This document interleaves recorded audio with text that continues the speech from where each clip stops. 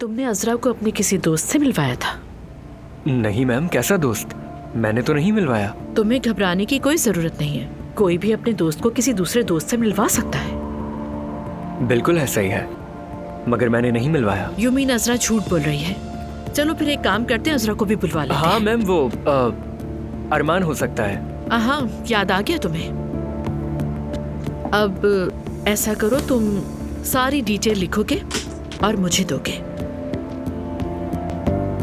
वो क्यों मैम? अजरा को कोई लड़का ब्लैकमेल कर रहा है। मुझे शक है वो अरमान है, तुम्हारा फ्रेंड।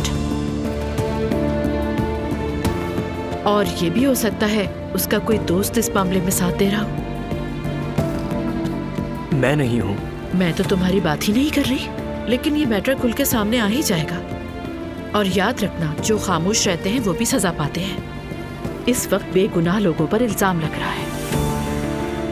मैम, अब तुम अरमान के बारे में सब कुछ डिटेल में बताओ कि वो कौन है, कहाँ से बिलोंग करता है वो लड़का, तुम उस मैटर में कैसे इन्वॉल्व हुए।